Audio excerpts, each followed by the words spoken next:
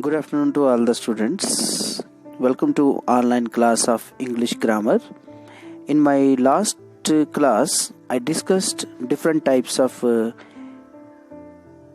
conditional clauses, and today I will discuss relative clauses in detail.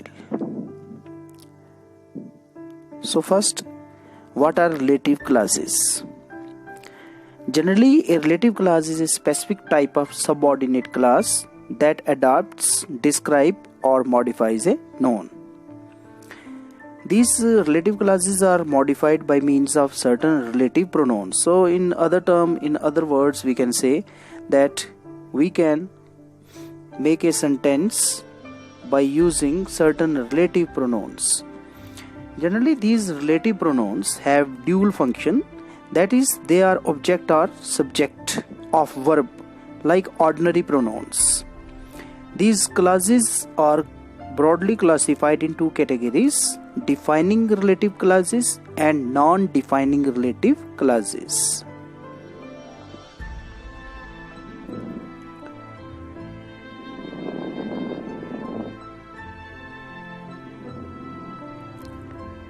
Defining relative clauses. These clauses generally explain which person or thing we are talking about. So in order to understand defining relative clauses, let's take a few examples.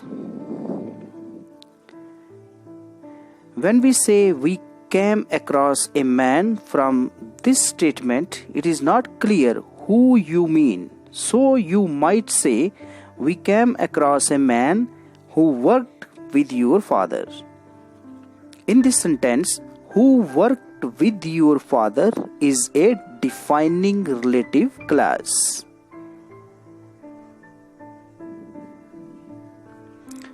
Non-defining relative clauses. These clauses generally give additional information about the subject noun. Even if these clauses are removed, the sentence makes complete sense. These clauses are called non-defining relative clauses or non-defining relative sentences, sometimes we can call them. Let us take an example to understand non-defining relative clauses. When we say my sister who works in China like Bengali sweets, who works in China is an additional information. So the message is clear even without the clause. Now, as I told in my previous lesson, that all these relative pronouns or relative clauses are introduced by means of certain relative pronouns. So what are those relative pronouns? The relative pronouns which help us to form a relative clause or who, whose, which, that, whom, and where. First of all, use of who. Generally, who and whose both are used for persons only. We cannot use them for things or non-living things. We have to use both who and whose for persons only. This you have to remember. Who is used generally instead of he, she, and they. For example, the person lives next door. He is an engineer. What you have to do here? You have to use who instead of he. So where you will use who? The who will be used instead of he. The person lives next door who is an engineer. Or there is another way you can make this sentence: the person who lives next door is an engineer. So both types of sentences are correct. The girl injured in firing is now out of danger. Now here again we will use who. The girl who injured in firing is now out of danger. I met a man, he eats worm. Here also he will be replaced by who? I met a man who eats worms. Now use of whose. Just like who, as I told, whose is also used for persons only, but whose is used instead of his, her and their. For example, I saw an orphan in this colony. His handwriting is remarkable. So, what will be your answer? I saw an orphan in this colony whose handwriting is remarkable. What you have to do here? You have to change his into whose. Let's take another example. Some girls are washing the curtains. Their parents want them to leave the work. So here also you will replace their with whose. Some girls are washing the curtains whose parents want them to leave the work. I work with a man, his brother is your boss. I work with a man whose brother is your boss. So remember one thing, students, that who will be used in direct sense and whose will be used in indirect sense. Next relative pronoun is which. So use of which is generally used for lower animals, infants, small instruments, insects. For example, she has delivered a baby. The baby is suffering from asthma. What do you have to do? You have to replace the baby into which. So the answer is, she has given birth to a baby which is suffering from asthma.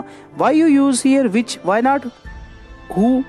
Because for infants and for small children we always use which, never use who. Another example is, the dog ran mad, had been killed.